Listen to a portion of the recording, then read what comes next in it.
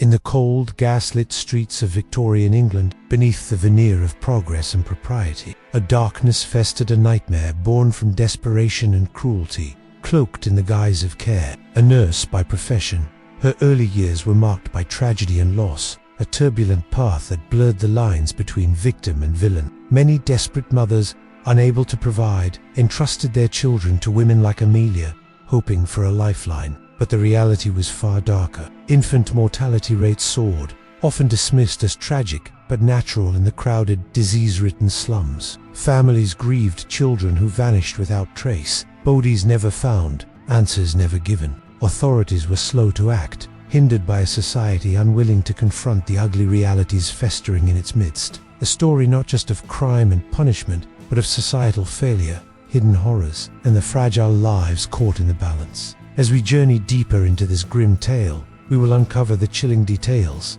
the characters entwined in tragedy, and the echoes of a time when innocence was bartered and life was cheap. Yet, the weight of evidence grew a tapestry woven from the voices of the desperate and the testimonies of those brave enough to speak. Amelia's gruesome business thrived within this silence, feeding on despair and desperation. To some, she was a remorseless killer. To others, a product of an unforgiving society that bred monsters from its victims. Her demeanor in court was chillingly composed, her confessions as fragmented as the shattered lives she left behind. She embodied the tragic collision between humanity and horror, a living testament to the darkness lurking beneath Victorian respectability. She advertised her services with chilling calm, presenting herself as a savior to broken mothers while orchestrating a horrifying trade in death. Her hands, meant to heal and nurture, became instruments of unthinkable cruelty. Amelia's care was a mask worn to conceal the chilling truth.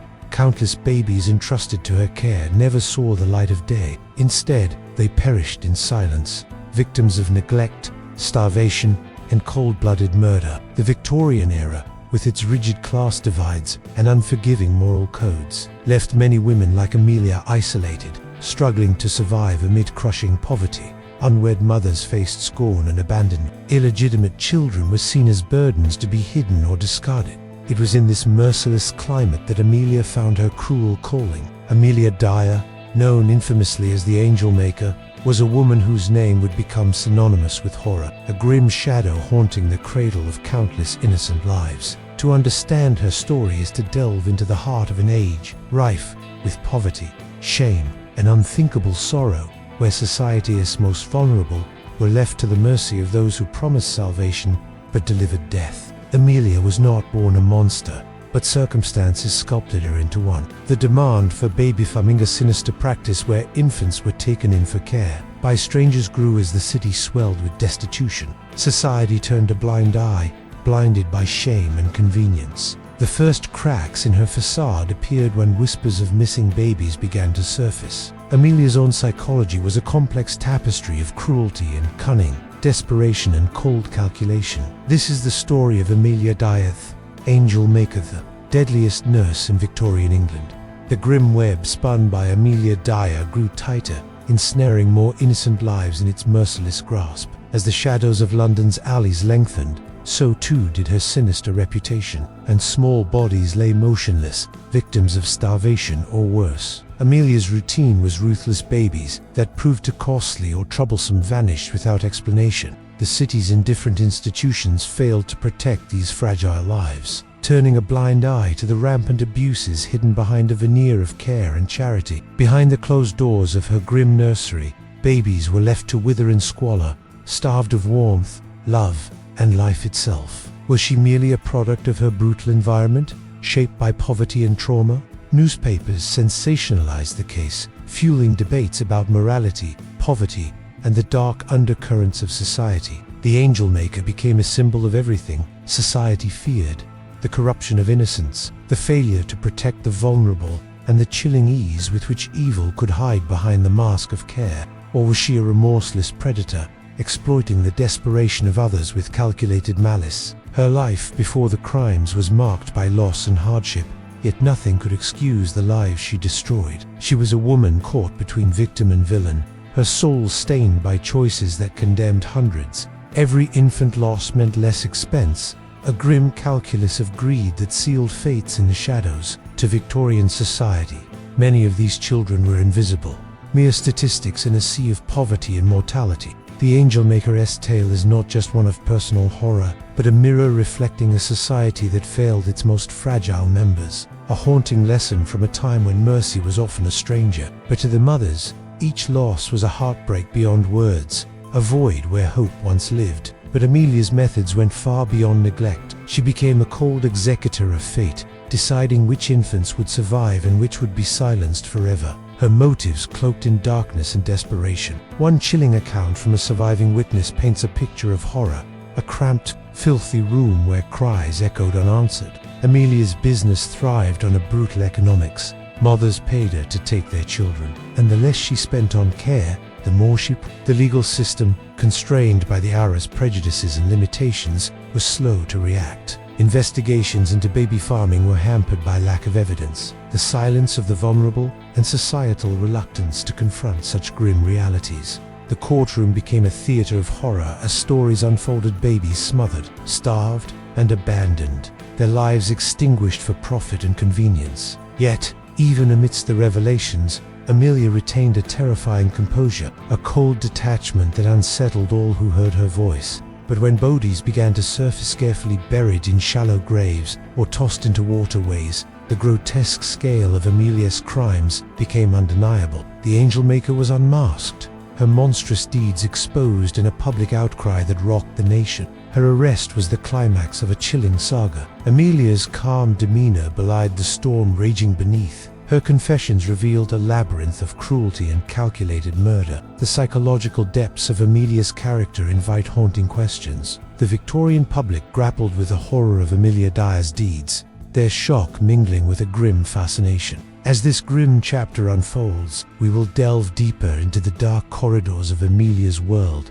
exploring the stories of her victims, the societal forces that enabled her, and the chilling legacy she left behind. The trial of Amelia Dyer became a grim spectacle, a descent into the darkest corners of Victorian society, where innocence was bartered and extinguished without remorse. In the cold, stony halls of justice, witnesses spoke of horror beyond imagining, of infants abandoned in cruel neglect, their tiny bodies cold and lifeless, their futures stolen in silence. She was accused not merely of neglect, but of deliberate murder, calculated, cold, and chilling in its efficiency. Born into hardship, she had known the bitter taste of grief early on. Some believed her actions were born of madness, a psyche fractured by years of suffering and isolation. Yet even in her final moments, her demeanor remained unsettlingly composed, as if the horrors she inflicted had become indistinguishable from her own shattered soul. Her story exposes the brutal realities of Victorian poverty and the terrifying ease with which desperation can breed cruelty. The Angelmaker's shadow endures, a stark testament to the fragile boundary between care and cruelty, mercy and monstrosity. It forces us to confront uncomfortable truths about neglect, injustice, and the dark impulses lurking beneath civilized surfaces. Her execution marked the end of a chapter, but not the erasure of the terror she wrought.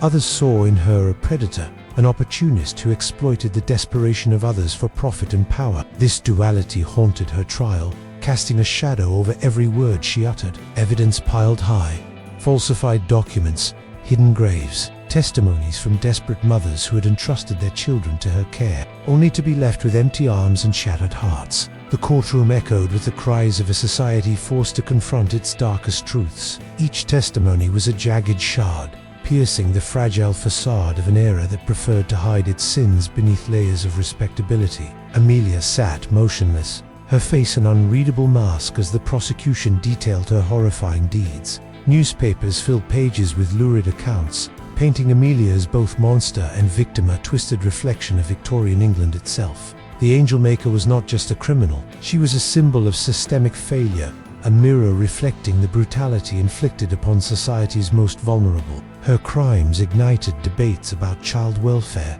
poverty, and the limits of compassion in a world where survival often meant sacrificing the innocent. Behind the public outrage lay the crushing weight of Amelia's past life, scarred by loss, poverty, and desperation. As the jury deliberated, the city outside remained gripped by fear and fascination. The verdict was inevitable, yet its weight was crushing. Amelia Dyer was found guilty, her sentence sealed with the harsh finality of Victorian justice. The legacy of Amelia Dyer ripples through history as a chilling reminder of the consequences when society abandons its children. As we approach the closing of this grim tale, we will explore the aftermath, the changes sparked by Amelia's crimes, the voices of survivors, and the haunting lessons left behind. The chilling echoes of Amelia Dyer's crimes did not fade with the fall of the gavel or the closing of the courtroom doors. They seeped deep into the conscience of Victorian society and reverberate through history as a grim warning. The horrific truth, laid bare by the angel maker, as trial exposed more than one woman's monstrosity, yet revealed a society that had failed its most innocent, trapped in cycles of poverty, shame, and neglect. It forced a reckoning with the dark underbelly of progress and respectability. In the wake of Amelia's conviction, public outrage sparked a slow but vital shift. Laws were tightened, regulations introduced to curb the practice of baby farming, and the plight of illegitimate and abandoned children began to gain recognition. Her story serves as a haunting reminder that behind every statistic lies a human life, a fragile spark easily extinguished when compassion is eclipsed by indifference or greed, but as a testament to the urgent need for vigilance, empathy, and justice. To remember Amelia Dyer is to remember the innocent lives lost, the broken families, and the shadows lurking beneath progress. It is a call to confront the darkness wherever it hides and to ensure that no child is ever again forgotten. Buried beneath the cold earth of neglect, mothers lived haunted by guilt and grief, trapped in a society that offered little support or understanding. Perhaps she was both a living embodiment of the desperate intersections between poverty, gender, and power in Victorian England. Her calculated cruelty was a reflection of a society that commodified children and ignored the powerless, a mirror held up to an era that demanded innocence be sacrificed at the altar of survival. The children who endured such places often carried invisible wounds, shadows cast long after the physical scars had faded. Amelia's story is not merely one of crime, but of human tragedy woven into the fabric of an unforgiving era. Charitable organizations and reformers pushed to create safer havens, to give voice and shelter to those once forgotten. Yet the scars left by Amelia's reign of terror ran deep, etched into the memories of mothers who had lost children to her cold hand, and the haunted survivors who lived to tell the tale.